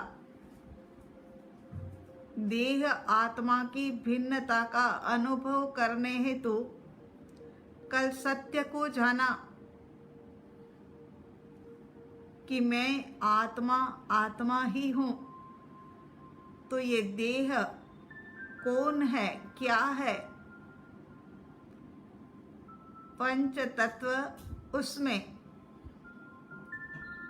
पृथ्वी तत्व, पृथ्वी तत्व रूप हमारी हड्डियां, हड्डियों का ढांचा ये पृथ्वी तत्व रूप है। बाहर की पृथ्वी में और भीतर की पृथ्वी, हड्डियों की पृथ्वी काय में तनिक भी अंतर नहीं है, एक समान है। बाहर की धरती भी पृथ्वी है और हड्डियां पृथ्वी काय है। मूलतः दोनों एक समान है। एकाध मिनट के लिए यहाँ ठहरते हुए भीतर की गहराई में जाइए। यदि भीतर में गहराई आएगी तो अवश्य इस 1 मिनट के बीच में मिट्टी की सुगंध अनुभव में आएगी।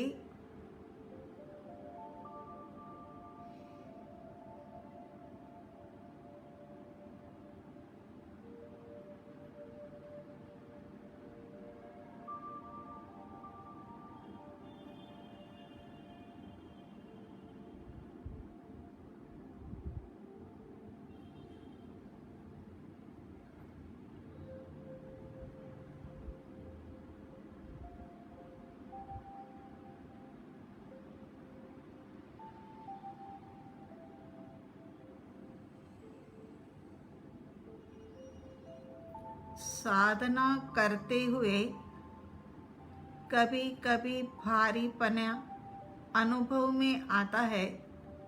उसका कारण पृथ्वी तत्व का जोर ज्यादा हो, तब जाकर के देह में भारीपना लगता है।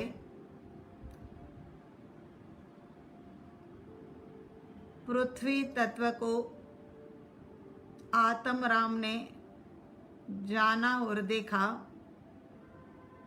आत्मा का कार्य ज्ञाता दृष्टा रहने का है। आत्मा ने पृथ्वी तत्व को जाना, देखा, अलग अनुभव किया। आगे बढ़ते हैं। पानी तत्व, बाहर के पानी तत्व में और भीतर में पानी काय के अंदर में मूलतः कोई अंतर नहीं है। जैसा बाहर में पानी का स्वभाव तरल है, वैसा ही हमारे शरीर के अंदर में पानी की तरह तरल रूप में बहती हुई नसों के अंदर में खून की धाराएं अलग अलग जगह पर पानी का प्रवाह दोनों मूलतः एक समान।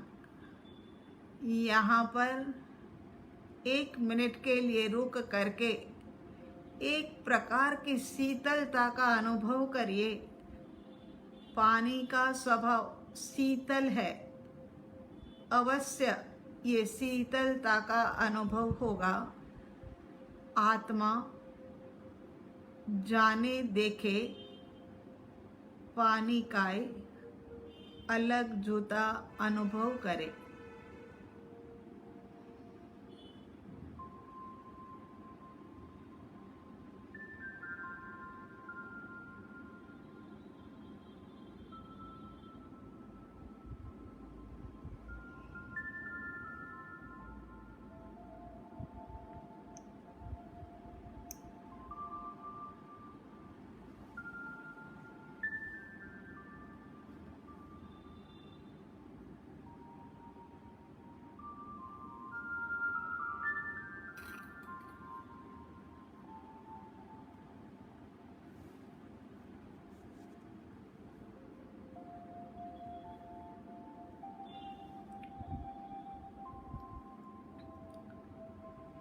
आत्मा ने अलग जुदा जाना, देखा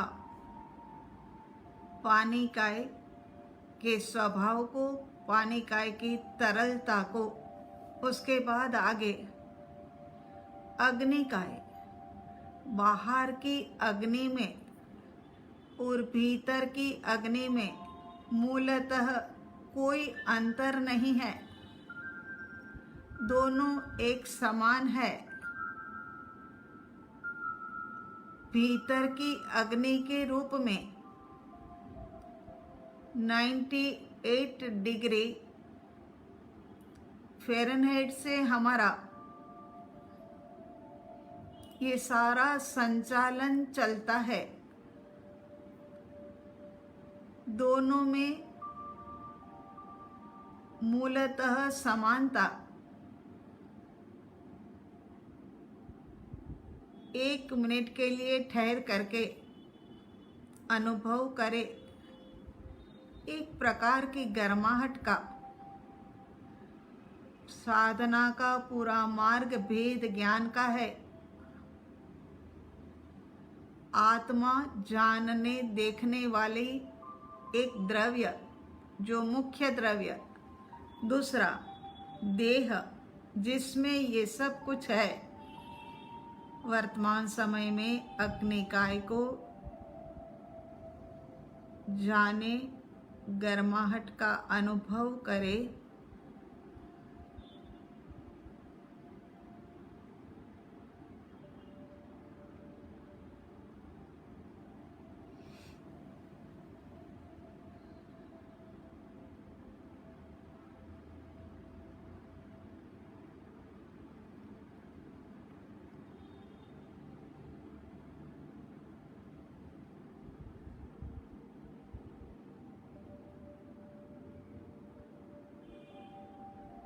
आत्म राम ने अलग होकर के ज्ञान दर्शन रूपी चक्षु के माध्यम से, ये चक्षु भी सामान्य नहीं, दिव्य चक्षु से अग्निकाय को जाना, देखा, अनुभव में लिया।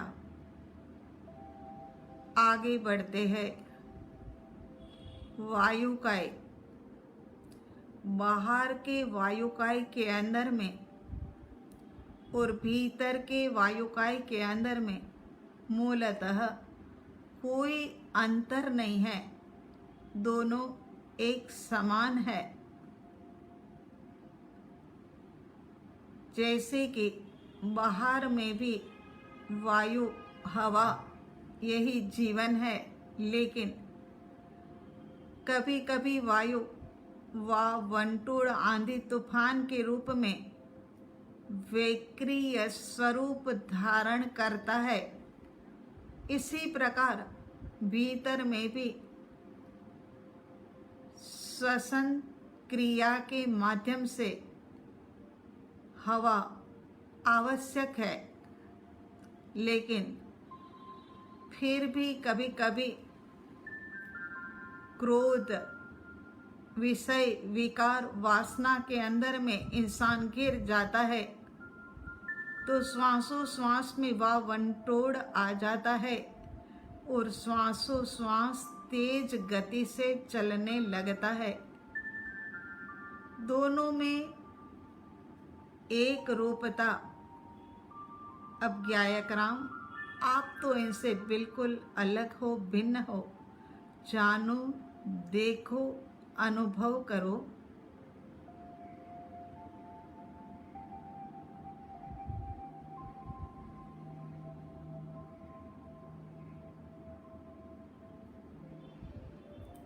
श्वासों श्वास के माध्यम से अंतर्ध्वनि का एहसास होगा।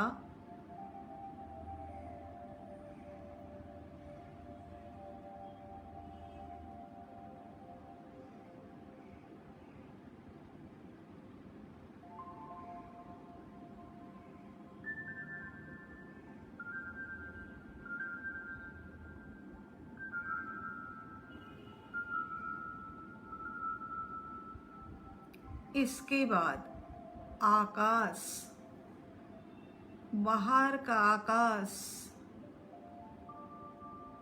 जिसका कहीं पर भी और छोर नहीं, जिस आकाश के तले सबको ठहरने की व्यवस्था, इसी प्रकार से भीतर में भी आकाश, कहीं कोई और छोर नहीं, और सब उसी आकाश के तले अंग उपांग ठहरे हुए हैं। ऐसा भीतर के अंदर में और बाहर के आकाश में मूलतः एक सी समानता अनुभव करे ज्ञायकराम। आप तो ज्ञाता दृष्टा है, आपके पास दिव्य चक्षु है, खुले विशाल आकाश का उसी के अंदर में ठहरे हुए ये देह के सभी अंग उपांग,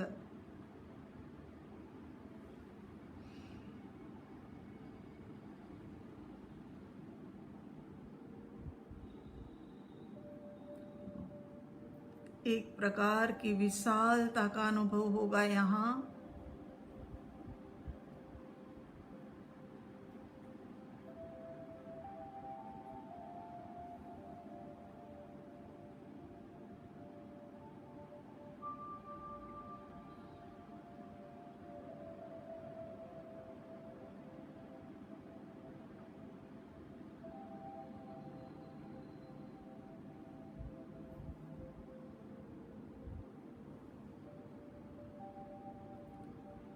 इसी प्रकार से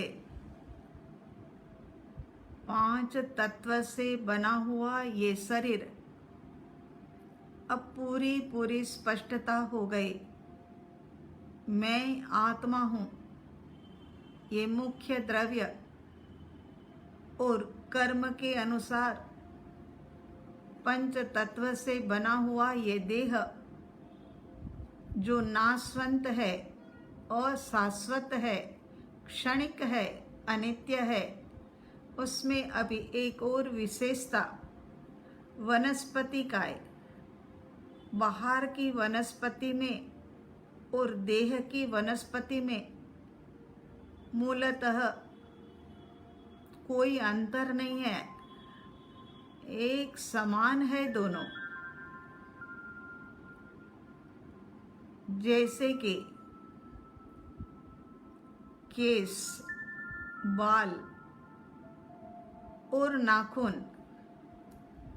जैसे वृक्ष धरती में से ही पानी लेकर के अपने को बढ़ाता है, इसी प्रकार यहाँ पर भीतर से जो चाहिए वो तत्व लेकर के बाल और नाखून बढ़ते हैं। बढ़ते हुए बाल और बढ़ते हुए नाखून, ये दोनों के अंदर में आत्म प्रदेश होते नहीं हैं।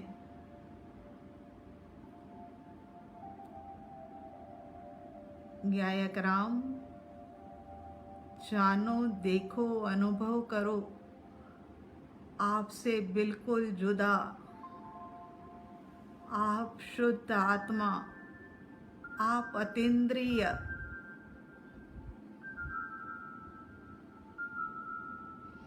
आपके भीतर ना हड्डी है, ना मांस है, ना रक्त है,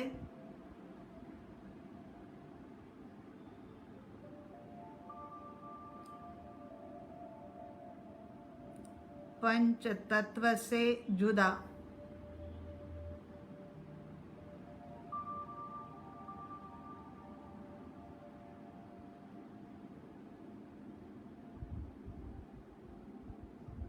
गायक राम ने जाना, देखा, अनुभव किया, भेद ज्ञान बनाए रखना, पूरी पूरी जागृति बने रहे, भीतर के ज्ञान दर्शन रूपी चक्षु ये पूरे देह का एनालिसिस करके जाना, देखा, अनुभव किया, अब उपयोग आ जाइए।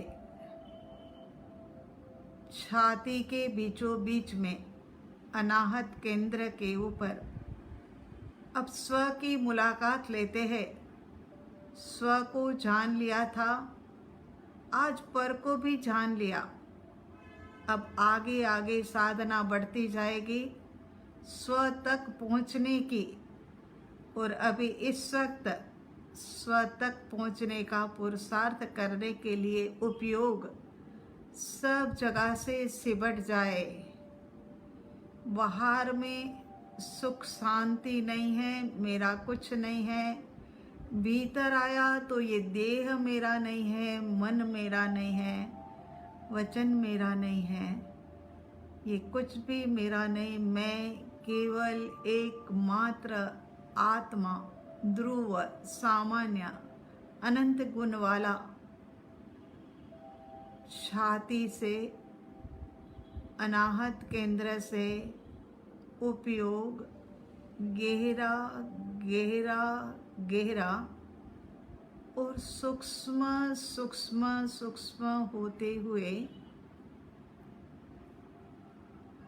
पहुंच गया जहां पर जन्म के समय पर प्रथम स्पंदन हुआ था। वो स्थान, इसी को बोलते हैं स्वरूप स्थिति। और यहीं पर परम समाधि का अनुभव, वही समाधि फिर विस्तृत रूप में अनुभव में आती है। गहरे गहरे गहरे में चले गए हैं। शांत शांत स्थिर, शांत स्थिर। मैं आत्मा, मैं आत्मा हूँ। आत्मा, परमात्मा स्वरूपी आत्मा। मैं चैतन्य स्वभावी भगवान आत्मा। मैं आत्मा आत्मा आत्मा। शांत स्थिर।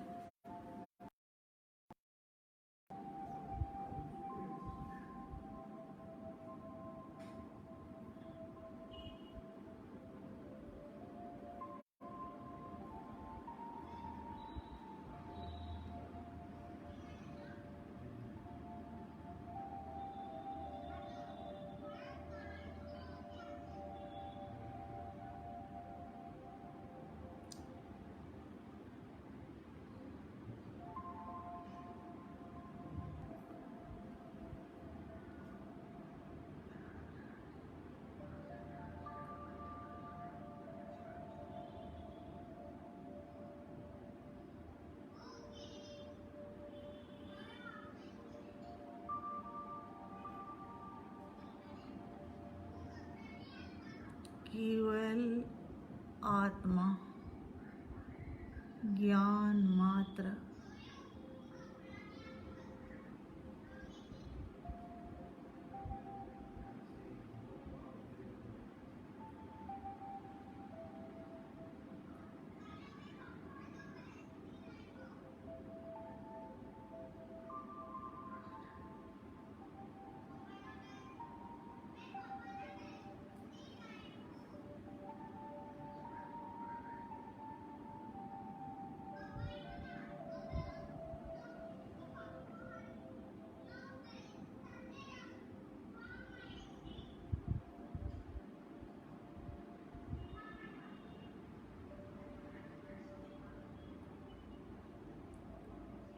मैं आत्मा हूँ। आत्मा भीतर की गहराई से बाहर आए। अनाहत केंद्र के ऊपर गहरे गहराई से बाहर आना होगा। आयुष्य कर्म बाकी है।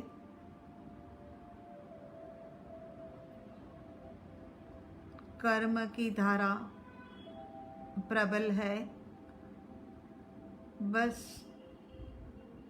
अब सत्य समझने के बाद असत्य को मिटाने के लिए ज्ञान धारा में रहने के लिए सदा काल के लिए कर्म धारा से निवृत्त होने के लिए मैं आत्मा अनाहत केंद्र के ऊपर अनाहत केंद्र से जानिए और देखिए, देह अलग है,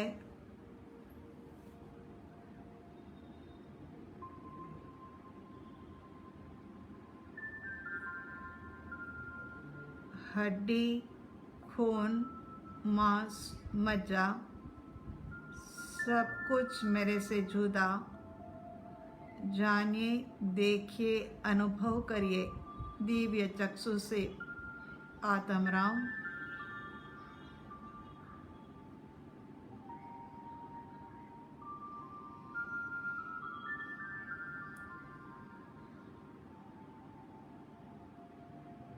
सहस्रार से लेकर के पैरों के तलवे तक सब कुछ अलग जुदा,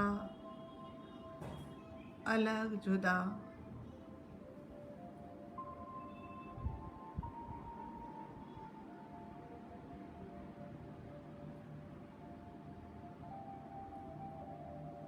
मैं आत्मा, मेरे आत्मा प्रदेश देह प्रमाण फैले हुए है। आ जाइए, श्वासों श्वास के ऊपर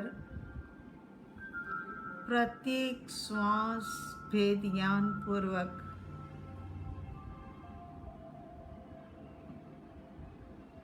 दोनों अलग अलग ही द्रव्य कार्य कर रहे हैं। श्वास अजीव द्रव्य का कार्य, जानना देखना जीव द्रव्य का कार्य।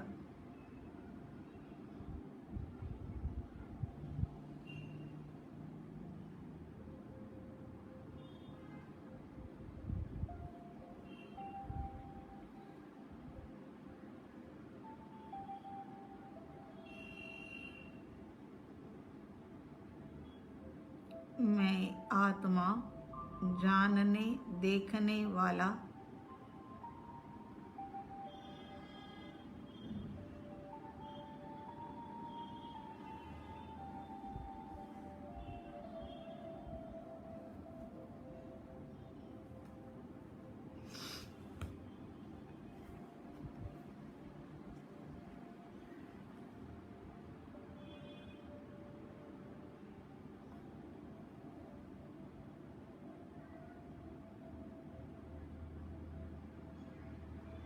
समापन की ओर आगे बढ़ते हैं।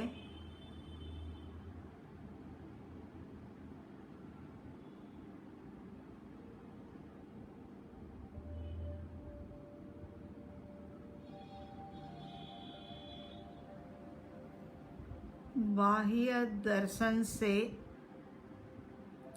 पापों का नाश होता है। स्वर्ग की सीढ़ियों के ऊपर अग्रसर होते हैं, लेकिन भीतर का दर्शन तो मोक्ष का साधन भी बन जाता है।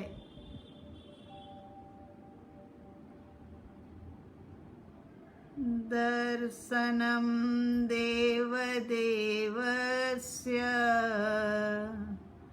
दर्शनम पापनाशनम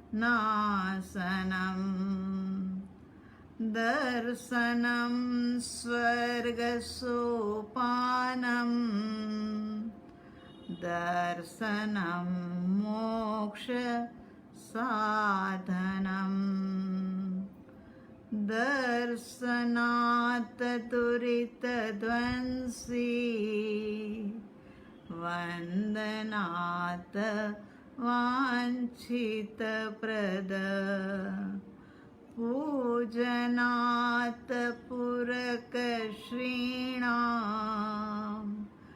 जेन साक्षात् सुरद्रुमः जेन साक्षात् सुरद्रुमः। अपनी दोनों हथेलियाँ अपने सन्मुख और मस्तक झुका दीजिए। देवादिदेव अरिहंत परमात्मा श्री सिमंदर स्वामी भगवान आदि और धर्म गुरु आदि के श्री चरणों के अंदर में अनंत अनंत वंदन नमन करने के पश्चात, हे प्रभु, आप ही के जैसे दशा स्थिति को प्राप्त कर सके ऐसा पुरुषार्थ उठे, ऐसी कृपा करना। प्रभु, 84 लाख जीवा योनि के जीव स्वरूप की अजानकारी के कारण से घोर दुखों के अंदर में पड़े हैं, उन सब का मंगल हो, सबका कल्याण हो, सबको साता मिले मेरे प्रभु, ऐसा करना यही अंतर हृदय की प्रार्थना है प्रभु। उसी के साथ में दोनों हथेलियाँ आँखों के ऊपर, हे प्रभु, ये दिव्य दृष्टि को खोलो, दिव्य नयन को। ये दिव्य नयन के बिना सत्य को समझ नहीं सकेंगे, देख नहीं पाएंगे। पूरे चेहरे के ऊपर हथेलियों को घुमाते फिराते साधना संपन्न करे। ओम अरिहंत, ओम शांति।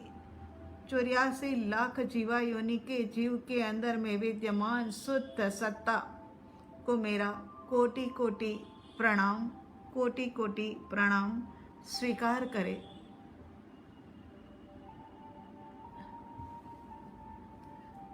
पहले मंगल पाठ, फिर प्रत्याख्यान। नमो अरिहंताणं, नमो सिद्धाणं, नमो आयर्याणं, नमो वज्रायाणं, नमो लोये सप्प साहुणं, एसो पंचनमुक्करो सप्प पावपणासनो मंगलाणं च सप्पेसिं परमं हवै मंगलम। देव गुरु की आज्ञा लेकर के श्री श्री चतारी मंगलम, अरिहंता मंगलम, सिद्धा मंगलम, साहू मंगलम, केवली पनतु धमो मंगलम। चतारी लोगुतमा, अरिहंता लोगुतमा, सिद्धा लोगुतमा, साहू लोगुतमा, केवली पनतु धम्मो लोगुतमा। चतारी शरणं पवचामि, अरिहंते शरणं पवचामि, सिद्धे शरणं पवचामि, साहू शरणं पवचामि, केवली पनतम धम्मं शरणं पवचामि।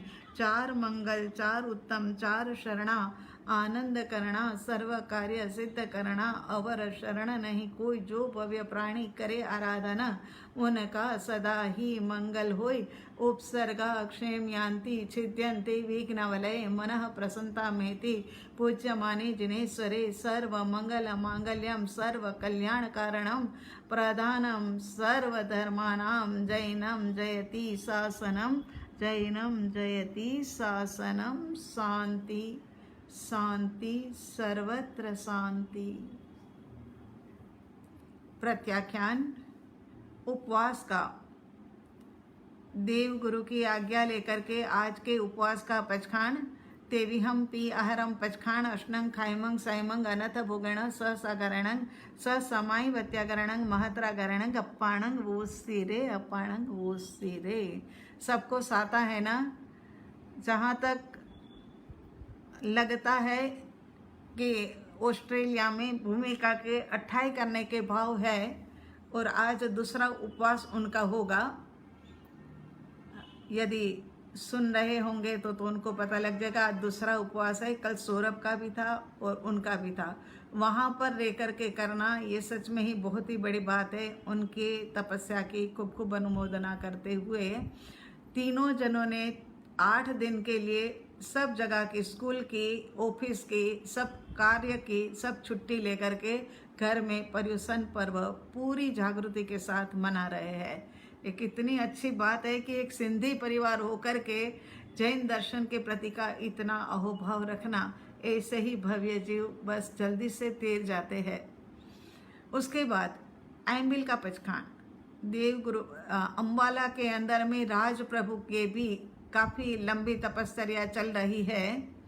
आइम्बिल का पचखान देवगुरु की आज्ञा लेकर के आज की आइम्बिल का पचखान उपरांत देवी हम पी अहरम पचखान अष्टंग खाइमंग साइमंग अनत भोगण सहसागरणंग गुरु अभूठाणंग गाउट पसाणंग लेवा लेवेणंग गेट संसटेणंग पड़ुच मखेणंग उकित विविगेणंग सब्व समाहि वत्यागरणंग महत्रागरणंग अपाणंग वो सीरे अपाणंग वो सीरे।